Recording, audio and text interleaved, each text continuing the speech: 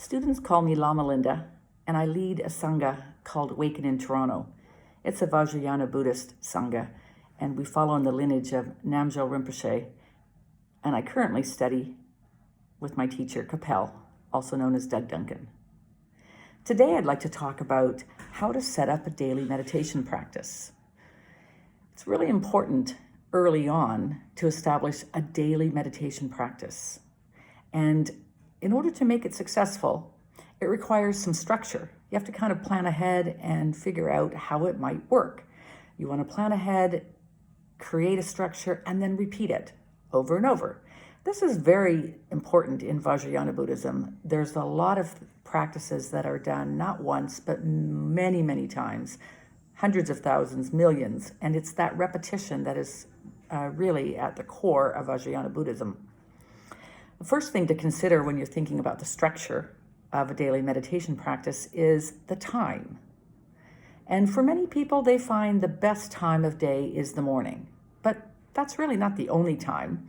Some people find lunchtime is a little better, could be afternoon, maybe evening. It really doesn't matter when it is, but it's most successful if you can do it at the same time every day.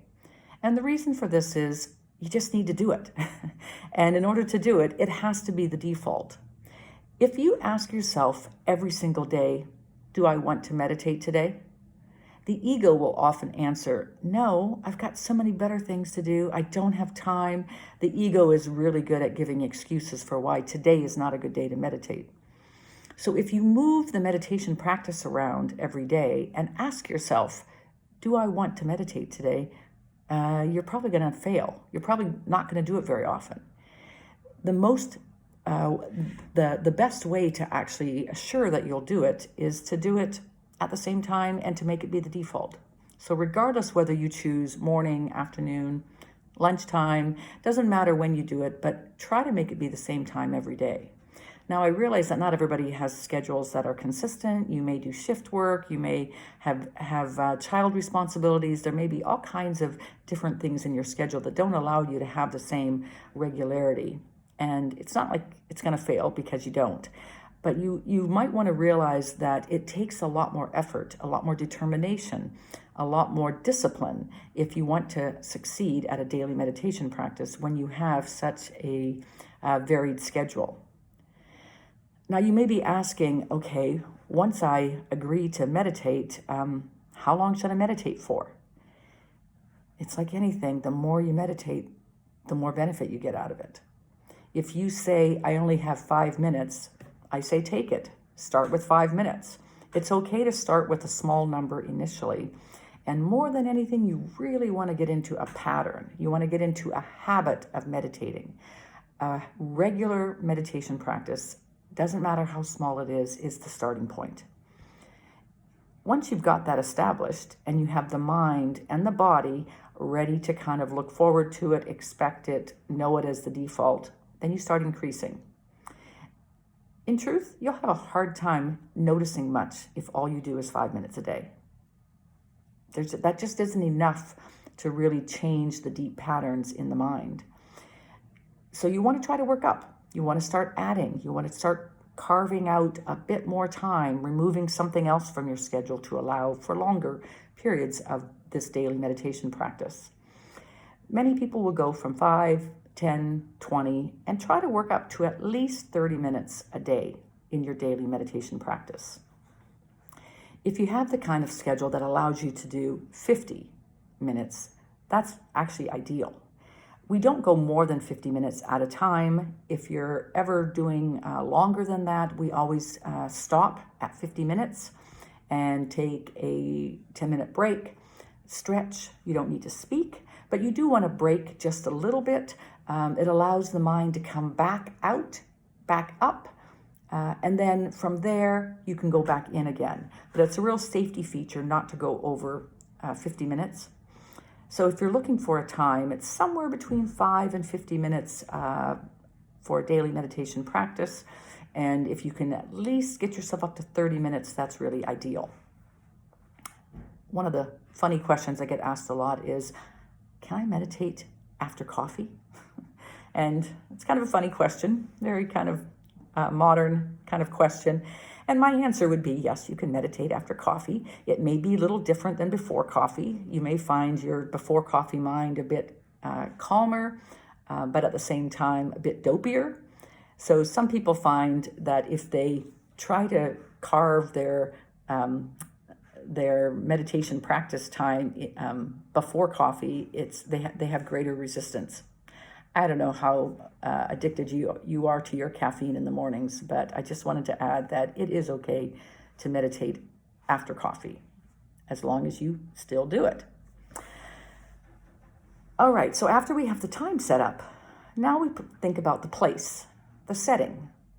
And the setting for where you go to meditate is important because it will influence your meditation practice. You want it to be beautiful. You want it to be sacred. You want it to be a place that you look forward to going. And you look forward to going because it draws you in. So for some people, the draw is around a shrine, a visual shrine of some kind. And a shrine simply means sacred items. And it could be typical Vajrayana sacred items, which are traditionally 8 bowls. They include water and food, and they get changed every single day and emptied as well. You may find you're not interested in doing sort of a classic one, but it's important to know that what the classic one does look like, and then to kind of go from there as to what you put on yours. So there are 8 bowls traditionally in Vajrayana shrines. There's also photos of teachers, the gurus, the lamas that you're devoted to. Many people put their mala on the shrine, and a mala is the sacred beads that one uses for a lot of the mantras and chanting. And you may have sacred items as well, sacred objects. And these objects could be gifts that you've been given from various people, maybe from your teacher. They could be also objects that have received blessings from your teacher. Many people like to put objects of nature on their shrine. These can be both living as well as non-living, and it can be helpful putting living objects on your shrine that are alive and then die, and reminding you of the cycle of impermanence and life and death. And these objects are quite helpful in the remembering of impermanence. You may also put beautiful objects of nature on your shrine. They could be items that you pick up from a walk. They could just be items you found, feathers, rocks, stones, leaves, twigs, all kinds of things that just really connect you to that connect you to nature and kind of give you a sense of that sacred spirituality, however you represent that. The shrine is a visual for you to see, and because it's a visual, many people like to have the shrine in a place where they can regularly look at it. So it might be out in the open, might be something you can walk by and remember and go, oh yeah, I'm going to go back to my meditation later today. Other people prefer to have a room that is just for meditation. If you're so lucky, you can set it up so that everything just stays in place. You have your shrine, you have everything there in one place, and you go there whenever you choose to meditate. I know I have a student who also has her shrine on a little portable tray. She's got children, pets, and it would just get destroyed if it was down below and out and about with the rest of busy life. And it's okay to put your shrine on a little tray, one you can put high up and keep it safe. And only when you're ready to use it do you pull it down and begin to use it and then put it away safely again. In addition to your shrine, your sacred place will probably have something to sit on, some place that you can know you'll be seated. The traditional place to sit is a zafu cushion. There's lots of these. You can purchase them online or in stores in various places. But the zafu cushion is a comfortable way to sit on the floor. For some people, their backs are sore, they're too old, they aren't able to sit comfortably. And more importantly than sitting on the floor is to sit comfortably so you can hold a still position. One holds the position as still as possible to notice the various subtle changes that appear during meditation practice. So if you can't hold still sitting on a zafu cushion on the floor, sit in a chair. It's okay to have a chair.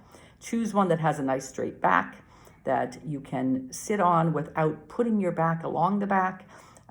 So you can strengthen your back to simply sit upright on a straight back chair. Many people also like benches, and you can either purchase one, you can make one really easily. They have a bit of an angle to them. They're very simple. But again, you kneel with your bum on the chair, and it allows the spine to be straight. And many people find a bench is a good way to sit in a meditation as well. More than anything, make sure the shrine is appealing. Should be beautiful in terms of gazing at, objects, beautiful things to look at. Maybe you have bells on it. Maybe you've got a singing bowl, something you can just tap as you walk past, and it can be quite lovely to have a shrine and a setting that is very appealing to you as you set your daily meditation practice. So now is a question of practice. What are you going to do once you've got your time all set? You've got your place, you've got your shrine and your seating arranged. What are you actually going to do? And when you're choosing a practice, I recommend being consistent and generally doing the same practice. However, with exceptions. My recommendation is generally doing the same practice 80% of the time. So on a regular basis, on a regular day, you are moving in a particular direction, and you're moving with a particular singular practice so that you have a sense of where you're going with that practice. Because keep in mind, these various practices will take you into different places. They don't all lead to the same place. I mean, they might all lead to awakening, but that's not the same as leading you in the same place incrementally. So it's good to have one general direction that you're moving in. And for this 80% of the time practice, you want to choose one you enjoy. You want to choose one that resonates with you, that is easy to talk yourself into, one that is a practice that seems like it's producing good results, whatever that means in a Buddhist kind of way, but one that actually is your regular go-to practice. And then 20% of the time, you can do something exceptional. Now, for that 20%, it might be trying a practice that you've heard of, that you tried, that maybe your teacher taught you, maybe you attended a class and you learned a new practice and you want to try it. So that would be okay to do, just to try it out, see what kind of, what arises in that practice. You might also want to do practices you don't enjoy. And again, maybe in other classes you've tried some and you just didn't like them. Somehow you resisted them. I'm always amazed that different students will be drawn to different practices, and some will always be hard, frustrating. The mind wanders more. And so you don't have to make yourself do those hard ones often, but it can be helpful coming back to them occasionally. Come back and just try it and say, oh, what's it like when I do this one? Loving kindness is one of those. I'm always amazed. It sounds like it's really nice and lovely and loving kindness. How bad can it be, right? But many students really struggle with it. And it can be helpful, even if your usual practice is something else, to come back to loving kindness. It's a great one to tap into and to return to, and just try it and see how you like it. What's it like today? I also say it's this 20% exceptions can also include some of the harder practices, like maybe death practices. Certainly, I teach a lot of death practices, and they can be quite profound, but they're challenging, they're difficult. Facing your own mortality, how hard is that? You may not want to do that on a daily basis, but it's really profound to integrate some of these death practices into your daily meditation practices. Put your usual one on hold and just slip in a death practice and see what happens, what comes up for you. You might also find that you hear about illnesses. Maybe a close friend has died, and it can also be helpful saving some of your 20% for prayers, saying prayers for your Sangha, for your family, whether someone is sick, whether they've actually died already and are perhaps in the bardos.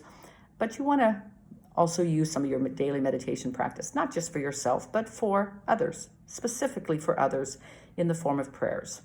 This is a great use of the 20% exceptions.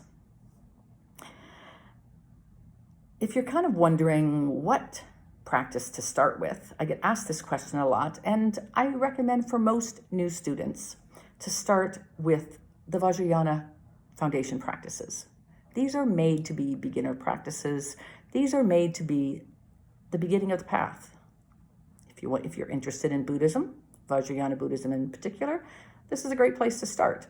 And the one practice in particular you can never do too much of, that always has good benefits, and that is easy to learn, kind of fun and different, I would start with Chenrezig. Chenrezig is the compassion practice, often associated with the Dalai Lama. He's thought to be the emanation, like he's the embodiment of compassion.